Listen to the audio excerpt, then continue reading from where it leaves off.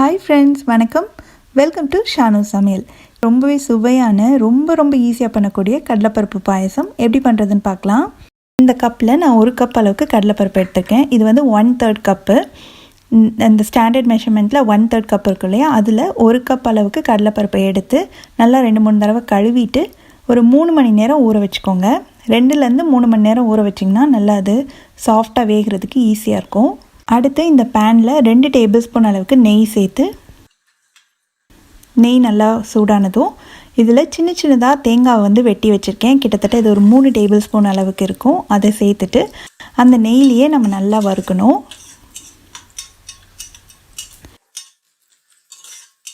இப்போ தேங்காயோட கலர் வந்து லேசாக மாறிட்டு வருது. இந்த ஸ்டேஜில் நான் ஒரு 10லேருந்து 15 போல் முந்திரி பருப்பு சேர்த்துட்டு அதுவும் நல்ல பொன்னிறமாக ஆகிற அளவுக்கு வறுத்துக்கணும். முந்திரி பருப்பு வறுபடும் போது தேங்காய் இன்னுமே வறுபட்டுரும், அதனால் கரெக்டாக இருக்கும்.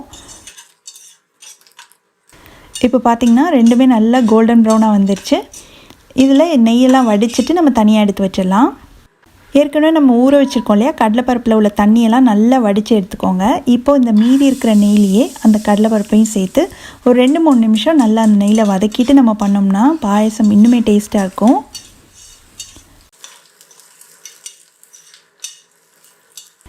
இப்போது 2 நிமிஷம் நல்லா அந்த நெய்லேயே வதக்கியாச்சு. இப்போ இந்த வேக வைக்கிறதுக்கு தேவையான அளவு தண்ணி சேர்த்துக்கணும். நான் கிட்டத்தட்ட 1 கப் அளவுக்கு தண்ணி சேர்க்குறேன். சப்போஸ் நீங்கள் வந்து கடலைப்பருப்பை ஊற வைக்காமல் நீங்கள் பண்ணுறீங்க அப்படின்னா குக்கரில் ஒரு 4லேருந்து 5 விசில் வேக வச்சு எடுத்துக்கோங்க. ஆல்ரெடி ஊறினதுனால இது வந்து ஓப்பன்லேயே வச்சு வேகிறதுக்கு ஈஸியாக இருக்கும்.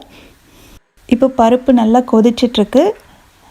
அப்பப்போ இந்த மாதிரி கிளறி விட்டு நல்லா ஒன்று போல் எல்லாமே ஒரு கொஞ்சம் சாஃப்டாகிற அளவுக்கு வேகணும். இப்போ பார்த்திங்கன்னா ஆல்மோஸ்ட் 3/4 பாகம் அளவுக்கு பருப்பு வெந்துருச்சு. இப்போ இதை வந்து 1-2 லேசாக மட்டும் மசிச்சு விட்டுடலாம். ரொம்ப கொலையை வேக வைக்கக்கூடாது. 1-2 நம்ம மசித்தோம்னா தான் அந்த பாயசம் நம்ம சாப்பிடும்போது அந்த பருப்பெல்லாம் கடிப்படும் போது ரொம்ப சுவையாக இருக்கும்.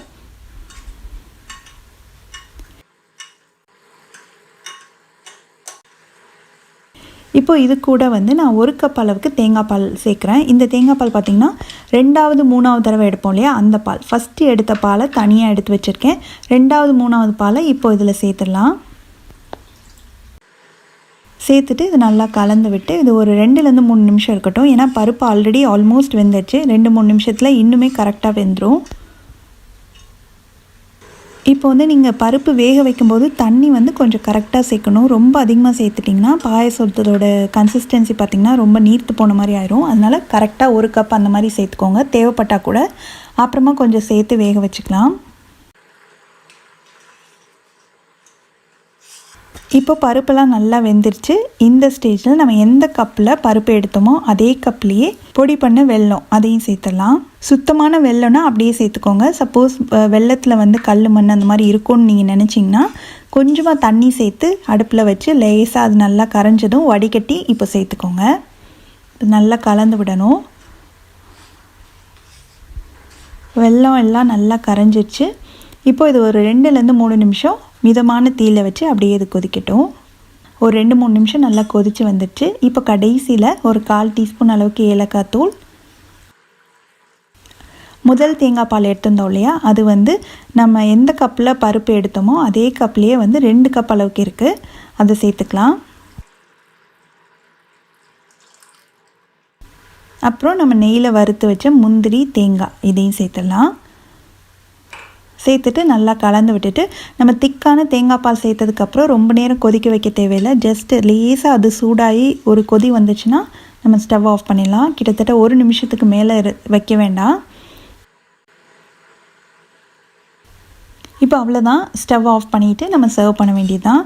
ரொம்ப சுவையான ரொம்ப வாசனையான கடலைப்பருப்பு பாயசம் ரெடி ஆயிடுச்சு.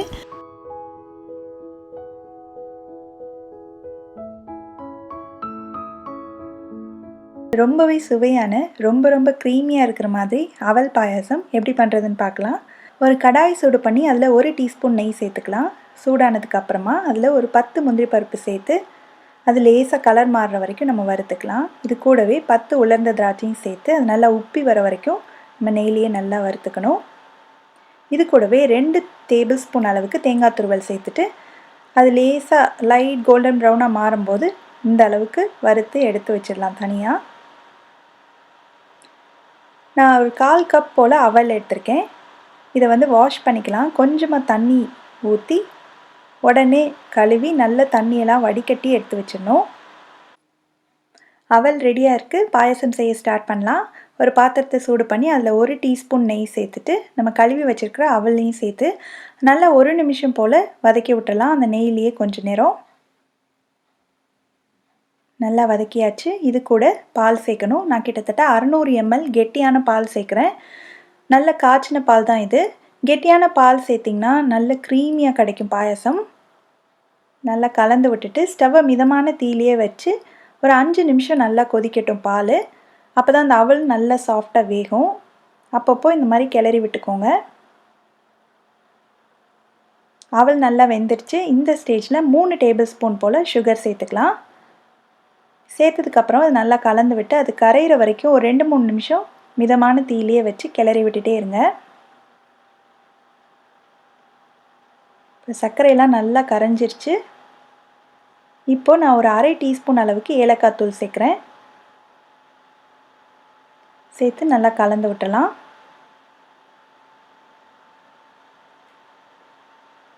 கடைசியில் நம்ம வறுத்து வச்சுருக்கிற அந்த முந்திரி, உலர்ந்த திராட்சை, தேங்காய் துருவல் இது எல்லாத்தையும் சேர்த்துட்டு ஒரு தடவை நல்லா கலந்து விட்டுட்டு ஸ்டவ் ஆஃப் பண்ணிடலாம். நல்ல கெட்டியான பால் யூஸ் பண்ணுறதுனால தான் இந்த பாயசம் வந்து நல்ல க்ரீமியாக கிடைக்குது.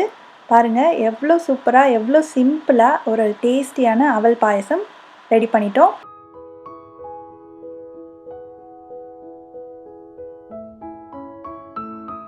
நல்ல டேஸ்டியாக க்ரீமியாக ஒரு பருப்பு பாயசம் எப்படி பண்ணுறதுன்னு பார்க்கலாம். ஃபஸ்ட்டு ஒரு பேனை சூடு பண்ணிவிட்டு அதில் 1 டேபிள் ஸ்பூன் அளவுக்கு நெய் சேர்த்துக்கலாம். நெய் சூடான உடனே அதில் ஒரு 3 டேபிள் ஸ்பூன் அளவுக்கு சின்ன சின்னதாக தேங்காயை வந்து வெட்டி வச்சுருக்கேன். ஃப்ரெஷ்ஷான தேங்காய் தான், அதை வந்து சின்ன சின்னதாக வெட்டி வச்சுருக்கேன். இது ஒரு 3 டேபிள் ஸ்பூன் பக்கம் இருக்கும். இதை சேர்த்து அந்த நெய்லேயே வந்து நல்லா நம்ம வதக்கிக்கணும். தேங்காயோட கலர் லேசாக மாறுற டயத்தில் ஒரு 10 போல் முந்திரி பருப்பையும் சேர்த்து அதையும் நல்லா கோல்டன் கலராக மாறணும். தேங்காயும் நல்ல ஒரு லைட் கோல்டன் கலர் ஆகணும். அந்த அளவுக்கு நம்ம நெய்லேயே வறுத்து எடுத்து வச்சுக்கலாம். மீதி கொஞ்சம் நெய் இருக்கு இல்லையா, அதில் வந்து நான் ஒரு 1/4 கப் அளவுக்கு பாசிப்பருப்பு எடுத்திருக்கேன். அதையும் சேர்த்துடலாம். ஸ்டவ்வை வந்து மிதமான தீயிலேயே வச்சு பருப்பு வந்து நல்ல ஒரு வாசனை வர அளவுக்கு அந்த நெய்லேயே வறுக்கணும். வறுபட வந்து லேசாக மட்டும் கலர் மாறும். ரொம்ப ப்ரௌன் கலர் ஆகிற அளவுக்கு நம்ம வறுக்கக்கூடாது. லேசாக கலர் மாறவே வந்து நல்ல அந்த ரோஸ்ட் ஆகிற ஒரு ஸ்மெல் வரும். அந்த ஸ்டேஜ் வரைக்கும் நம்ம வறுத்தா போதும். இப்போ பார்த்தீங்கன்னா லேசாக கலர் மாறி நல்ல ஒரு வாசனை வந்துட்டுருக்கு. இப்போ வந்து நான் ஒரு 1/4 கப் பருப்பு எடுத்துருக்கேன் இல்லையா, அதுக்கு வந்து நான் 1/2 கப் அளவுக்கு தண்ணி சேர்க்குறேன். அதே மாதிரி 1/2 கப் அளவுக்கு பால்.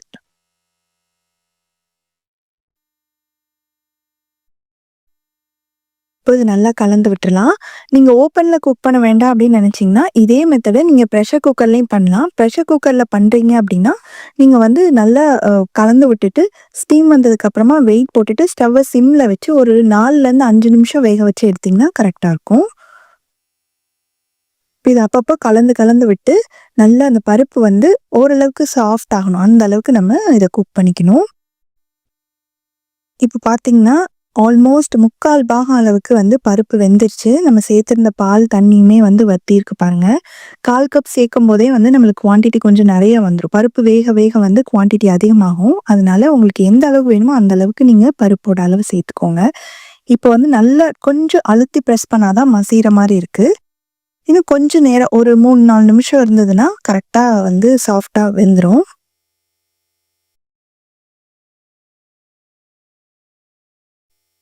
இப்போ செக் பண்ணி பார்க்கலாம். இந்த மாதிரி ஒரே ஒரு பருப்பை எடுத்து மசிச்சு பார்த்தீங்கன்னா நம்மளுக்கு வந்து கொலைய இருக்கக்கூடாது. பட் மசிக்கும் போது சாஃப்டாக இருக்கணும். ப்ரெஸ் பண்ணும்போது சாஃப்டாக இருக்கணும். இந்த அளவுக்கு இருந்ததுனா தான் கரெக்டாக இருக்கும். ரொம்ப கொலைய வேக வச்சுட்டாலும் அது பாயசத்தோட டெக்ஸ்சர் கன்சிஸ்டன்சிலாம் நல்லா இருக்காது. இப்போ இந்த ஸ்டேஜில் வந்து லேசாக ஒரு மேஷரை வச்சு 1-2 மட்டும் மசிச்சுக்கலாம். ரொம்ப பருப்பே தெரியாத அளவுக்கு மசிக்க வேண்டாம். 1-2 இருக்கும்போது நம்மளுக்கு பாயசம் குடிக்கும்போது அந்த பருப்பு கடி பண்ணும்போது அதோட டேஸ்ட் ரொம்ப நல்லாயிருக்கும். நல்லா ஓரளவுக்கு மசிச்சு விட்டாச்சு. இன்னும் ஸ்டவ் வந்து ஆன்லேயே தான் இருக்குது. இது கூட வந்து ஒரு 1/4 கப் அளவு பொடித்த வெல்லம் சேர்த்துக்கலாம். வெல்லத்தில் வந்து கல் மண் இருக்கும் அப்படின்னு நினச்சிங்கன்னா கொஞ்சமாக ஒரு 2-3 ஸ்பூன் தண்ணி சேர்த்து அந்த வெல்லத்தை நல்லா கரைச்சிட்டு அதுக்கப்புறம் வடிகட்டி இதில் சேர்த்துக்கோங்க. வெல்லம்லாம் நல்லா கரைஞ்சதுக்கப்புறமா இதில் ஒரு 1/2 கப் அளவுக்கு பால் சேர்க்குறேன். பால் வந்து உங்களோட கன்சிஸ்டன்சி எந்த அளவுக்கு வேணும்னு நினைக்கிறீங்களோ அந்த மாதிரி சேர்த்துக்கோங்க. ஏன்னா பாயாசம் வந்து ஆற ஆற வந்து திக்னஸ் கொடுக்கும். உங்களுக்கு இன்னும் கொஞ்சம் தண்ணியாக வேணும் அப்படின்னு நினச்சிங்கன்னா இன்னொரு 1/4 கப் அளவுக்கு பால் சேர்த்துக்கோங்க. நான் சேர்த்த பால் எல்லாமே வந்து காய்ச்சின பால் தான். பால் சேர்த்துட்டு நல்லா கலந்து விட்டு ஒரு 2 நிமிஷம் மட்டும் இருக்கட்டும். இப்போ நல்லா கொதிச்சு வந்துடுச்சு பாருங்கள். இந்த ஸ்டேஜில் ஒரு 1/2 டீஸ்பூன் அளவுக்கு ஏலக்காய் தூள் சேர்த்துடலாம். கூடவே நம்ம வறுத்து வச்சிருந்த தேங்காய் முந்திரியும் சேர்த்துட்டு நல்லா கலந்து விட்டுட்டு ஸ்டவ் ஆஃப் பண்ணிடலாம். அவ்வளோதான். ரொம்ப ஈஸியாக ரொம்ப ரொம்ப சுவையான பருப்பு பாயசம் ரெடி ஆயிடுச்சு.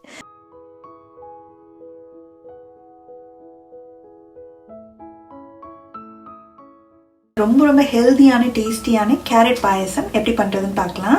ஃபஸ்ட்டு வந்து நம்ம பாலை கொஞ்சம் திக்காக்கிக்கணும். அதுக்காக இந்த பேனில் நான் ஒரு 1/2 லிட்டர் பால் 2 கப் அளவுக்கு திக்கான பால் எடுத்திருக்கேன். இது காய்ச்சாத பால் தான்.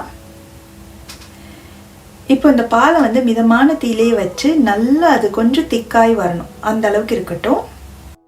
இப்போ பார்த்தீங்கன்னா பால் நல்லா பொங்கி வர ஆரம்பிக்குது. ஸ்டவ்வை நல்லா தீயை குறைச்சிட்டு இதை அப்படியே விட்டுறணும். அப்பப்போ கிளறி விட்டுக்கணும் அடியில் பிடிக்காமல் இருக்கிறதுக்காக. இப்போ பால் வந்து இந்த சைடு வற்றிட்டே இருக்கட்டும். நம்ம வந்து அடுத்து கேரட் ரெடி பண்ணிக்கலாம். கேரட்டை துருவி எடுக்கணும் இல்லையா. நான் கிட்டத்தட்ட ஒரு 150-200 கிராம் அளவுக்கு கேரட் எடுத்திருக்கேன். 3 மீடியம் சைஸ் கேரட்டு. இது நல்லா கழுவிட்டு தோல் சீவிட்டு எடுத்துகிட்டு வந்துடலாம்.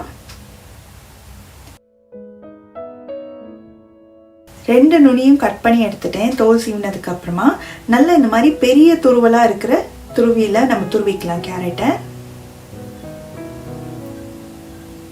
இப்போ பார்த்தீங்கன்னா கேரட் எல்லாத்தையுமே துருவியாச்சு. இந்த மாதிரி கொஞ்சம் பெருசு பெருசாக இருக்கும்போது நம்மளுக்கு பாயசம் சாப்பிடும்போது அந்த கேரட் வாயில் கடிப்படும் போது நல்லாயிருக்கும். உங்களுக்கு ரொம்ப பொடியாக வேணும் அப்படின்னு நினச்சிங்கனாலும் நீங்கள் பண்ணிக்கலாம். பட் இந்த மாதிரி பெருசாக இருந்ததுன்னா பார்க்குறதுக்கும் ரொம்ப நல்லாயிருக்கும். இப்போ கேரட் துருவி எடுத்தாச்சு. இப்போ இந்த சைட் பார்த்தீங்கன்னா பால் வந்து நல்லா வத்திட்டே இருக்கு. இந்த அளவுக்கு திக்காக இருக்கு. இது அப்படியே இருக்கட்டும். அடுத்து ஒரு பேனை சூடு பண்ணி அதில் 1 டேபிள் ஸ்பூன் போல் நெய் சேர்த்துக்கலாம். நெய் உருகினதும் அதில் ஒரு 15-20 போல் முந்திரியை சேர்த்து நல்லா கோல்டன் ப்ரௌன் ஆகிற அளவுக்கு நம்ம ஃப்ரை பண்ணி எடுத்துக்கணும். இப்போ பார்த்தீங்கன்னா முந்திரி பருப்பு நல்லா கோல்டன் கலர் ஆயிடுச்சு. இப்போ இந்த நெய்யெல்லாம் வடிச்சிட்டு இது தனியாக எடுத்துடலாம். அடுத்து மீதி இருக்கிற அதே நெய்லேயே வந்து நம்ம துருவி வச்சிருக்க கேரட்டையும் சேர்த்துக்கலாம். இந்த கேரட்டை நெய்லேயே நல்லா வதக்கிக்கணும். இது வந்து ரொம்ப முக்கியமான ஸ்டெப்பு. கேரட் நெய்யில் வதங்கும் போது அதோட டேஸ்ட் வந்து இன்னும் அதிகமாகும். அதனால ஒரு 2-3 நிமிஷம் நல்லா வதக்கி விட்டுருங்க. இப்போ பார்த்தீங்கன்னா கேரட் வதங்கி கொஞ்சம் குவான்டிட்டியும் குறைஞ்சிருக்கு. நல்ல ஒரு வாசனையும் வர ஆரம்பிக்குது. கலரும் கொஞ்சம் பேலாக இருக்குது பாருங்கள். இந்த அளவுக்கு நம்ம வதக்கிக்கணும். இப்போ கேரட் வதங்கினதுக்கு அப்புறமா நம்ம நல்லா திக்காக காய்ச்சி வச்சுருக்கோம் இல்லையா, அந்த பாலை வந்து இதில் சேர்த்துக்கலாம். நம்ம கேரட்டோட அந்த பால் மிக்ஸ் ஆனதுமே பாருங்கள் நல்ல ஒரு அழகான ஒரு பிங்க் கலர் வந்து நம்மளுக்கு பிங்கிஷ் ஆரஞ்சு கலர் வந்து கிடச்சிருக்கு. இப்போ அது நல்லா கலந்து விட்டு இந்த கேரட்டோடையே இந்த பாலும் சேர்ந்து ஒரு 3-5 நிமிஷம் மிதமான தீயிலே வச்சு நல்லா கொதிக்கட்டும்.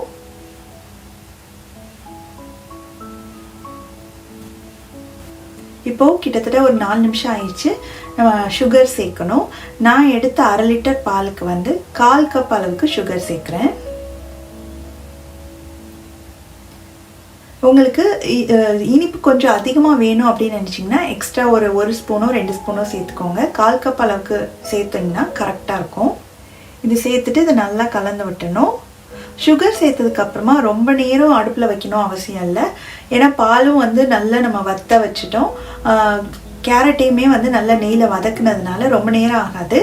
சுகர் சேர்த்து ஒரு 2-3 நிமிஷம் இருந்தால் போதும். இப்போ கடைசியில் வந்து கொஞ்சமாக ஒரு 1/4 ஸ்பூன் போல் ஏலக்காய் தூள் சேர்த்துட்டு நம்ம வறுத்து வச்சுருந்தோம் இல்லையா அந்த முந்திரியும் சேர்த்துட்டு ஸ்டவ் ஆஃப் பண்ணிடலாம். நல்லா மிக்ஸ் பண்ணி விட்டுருங்க. இது கொஞ்சம் ஆறுனதுக்கு அப்புறமா இன்னும் கொஞ்சம் திக்னஸ் கொடுக்கும். அதனால இந்த ஸ்டேஜில் நம்ம ஆஃப் பண்ணோம்னா கரெக்டாக இருக்கும். இந்த பாயசத்தை வந்து சுட சுட சாப்பிட்றதுக்கும் நல்லாயிருக்கும், சில்லுன்னு ஃப்ரிட்ஜில் வச்சு சாப்பிட்றதுக்கும் ரொம்பவே சூப்பராக இருக்கும். ரொம்ப ரொம்ப க்ரீமியான, ரொம்பவே ஹெல்த்தியான, டேஸ்டியான கேரட் பாயசம் ரெடி ஆயிடுச்சு.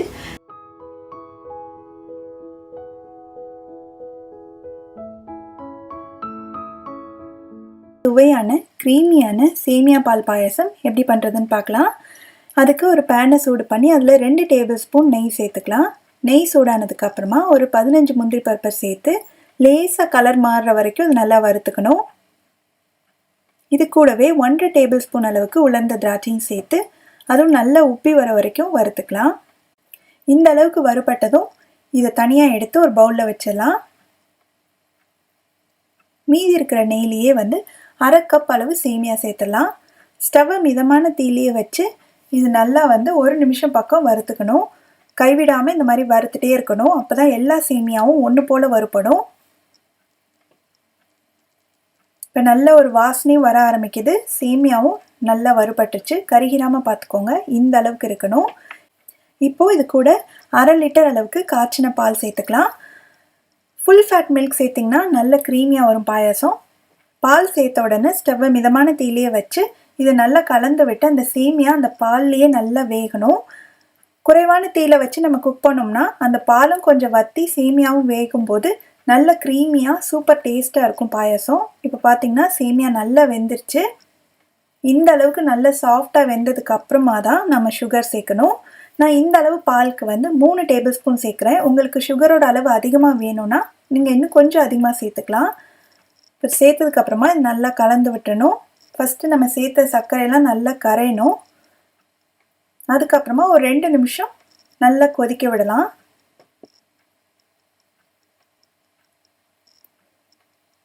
ரெண்டு நிமிஷம் பக்கம் கொதிச்சிருச்சு. கடைசியில் இதில் 1/4 டீஸ்பூன் ஏலக்காய் தூளும் நம்ம வறுத்து வச்சுருந்த முந்திரி திராட்சையும் சேர்த்து நல்லா கலந்து விட்டுட்டு ஸ்டவ் ஆஃப் பண்ணிடலாம். இப்போ இது ஆறின உடனே பார்த்திங்கன்னா இன்னுமே கொஞ்சம் கெட்டியாகும். அதனால இந்த அளவில் நம்ம ஆஃப் பண்ணோம்னா கரெக்டாக இருக்கும். அவ்வளோதான். ரொம்ப ஈஸியாக பண்ணக்கூடிய ரொம்ப ரொம்ப க்ரீமியான டேஸ்டியான சேமியா பால் பாயசம் ரெடி ஆயிடுச்சு. பார்க்கவே ரொம்பவே கலர்ஃபுல்லாக இருக்கிற ஒரு பீட்ரூட் பாயசம் எப்படி பண்ணுறதுன்னு பார்க்க போகிறோம். இந்த பேனில் நான் ஒரு 2 கப் அளவுக்கு நல்ல திக்கான பால் சேர்த்துக்கிறேன். கிட்டத்தட்ட இது 1/2 லிட்டர் அளவுக்கு இருக்கும்.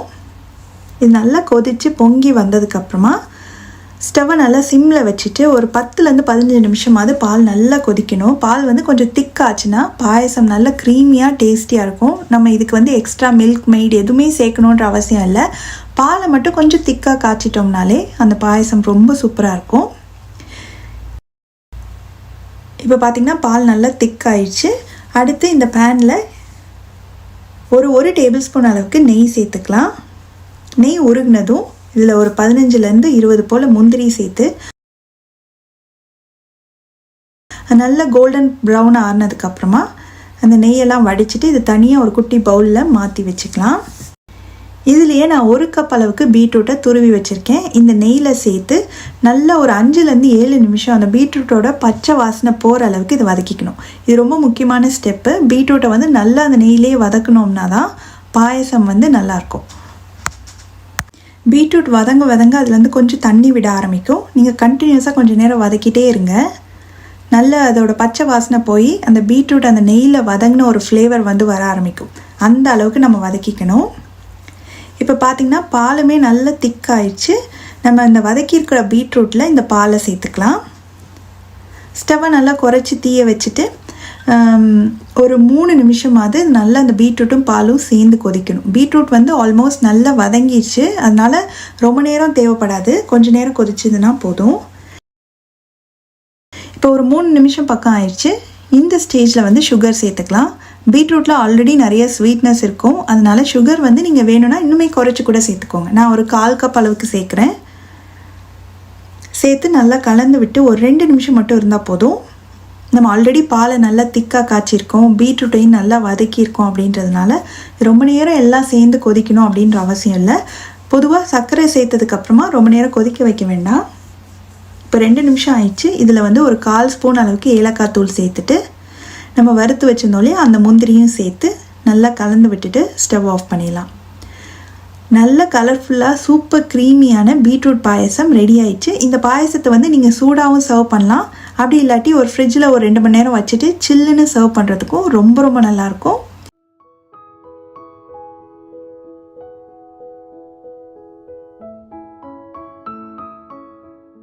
ப்ரெஷர் குக்கர்லேயே ரொம்ப ரொம்ப ஈஸியான மெத்தடில் ஜவ்வரிசி பால் பாயசம் எப்படி பண்ணுறதுன்னு பார்க்க போகிறோம். ஃபஸ்ட்டு வந்து ப்ரெஷர் குக்கரை சூடு பண்ணிவிட்டு அதில் 1 டேபிள் ஸ்பூன் அளவுக்கு நெய் சேர்த்துக்கிறேன். நெய் உருகினதும் அதில் 20 போல் முந்திரி பருப்பு வந்து லேசாக வறுத்துக்கணும். அது லேசாக வறுபட ஆரம்பிக்கும் போதே ஒரு 2 டேபிள் ஸ்பூன் அளவுக்கு உலர்ந்த திராட்சையும் சேர்த்துட்டு இது நல்லா உப்பி வரணும். முந்திரியும் நல்லா பொன்னிறமாக மாறி வரணும். அந்த அளவுக்கு நம்ம இதை நெய்லேயே வறுத்துக்கணும். இப்போ ரெண்டுமே நல்லா வறுபட்டுருச்சு.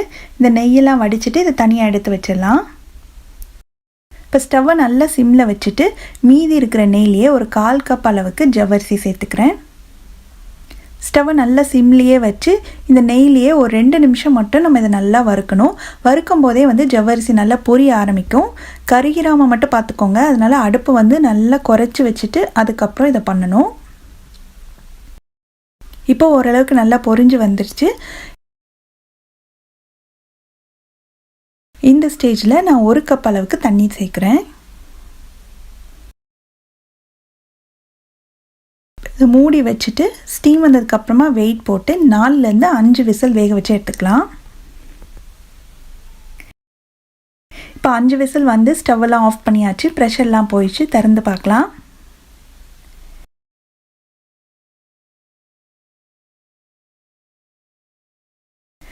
இப்போ பார்த்தீங்கன்னா ஜவ்வரிசியில் வந்து நல்லா அந்த வெள்ளை கலரில் தெரியும். இப்படி இருந்ததுன்னா வேகாத மாதிரி இருக்கும் அப்படின்னு சொல்லுவாங்க. அதனால நம்ம இப்போ என்ன பண்ண போகிறோன்னா இதை அப்படியே வந்து ஒரு 5 நிமிஷம் விட்டுற போகிறோம். ஸ்டவ்வெல்லாம் ஆஃப் பண்ணி தான் இருக்குது. ஆனால் இது ஒரு 5 நிமிஷம் வச்சுட்டு அதுக்கப்புறம் பார்க்கலாம். இப்போ பார்த்தீங்கன்னா முக்கால்வாசி எல்லா ஜவ்வரிசியுமே நல்லா கண்ணாடி பதம் வந்துடுச்சு. இப்போ நம்ம பால் சேர்த்து கொதிக்க வைக்கும்போது கரெக்டாக வந்துடும். மறுபடியும் ஸ்டவ் ஆன் பண்ணுறேன். இப்போது இதில் வந்து 300 ml காய்ச்சி ஆற வச்ச பால் சேர்த்துக்கலாம். இதை சேர்த்துட்டு நல்லா கலந்து விட்டு பால் நல்லா கொதிக்க ஆரம்பிக்கணும். நல்லா கலந்து விட்டுட்டே இருக்கணும். ஏன்னா ஜவ்வரிசி வந்து அடியில் போய் தங்கிடுச்சுன்னா அடியில் பிடிச்சிக்கும். அதனால் நல்லா கலந்து விட்டுட்டே இருங்க.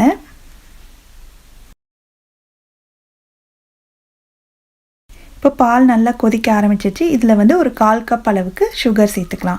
நம்ம எந்த கப்பில் வந்து ஜவ்வரிசி எடுத்தோமோ அதே கப்பில் சுகர் சேர்த்துக்கலாம். இப்போ சேர்த்ததுக்கப்புறம் இந்த சர்க்கரையெல்லாம் நல்லா கரைஞ்சி பாலோடு சேர்ந்து ஒரு 5 நிமிஷம் கொதிக்கணும்.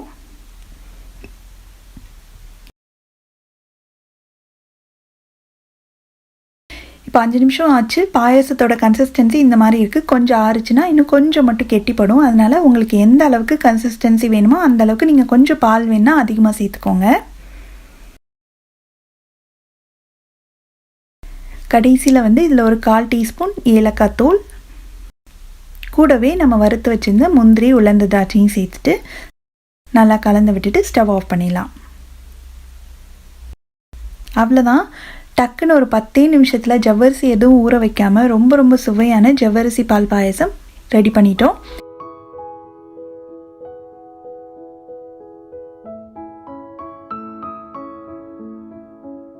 நீங்களும் இந்த ரெசிபியை கண்டிப்பாக வீட்டில் ட்ரை பண்ணி பார்த்துட்டு எப்படி வந்ததுன்ற கமெண்ட்ஸை மறக்காமல் ஷேர் பண்ணுங்கள்.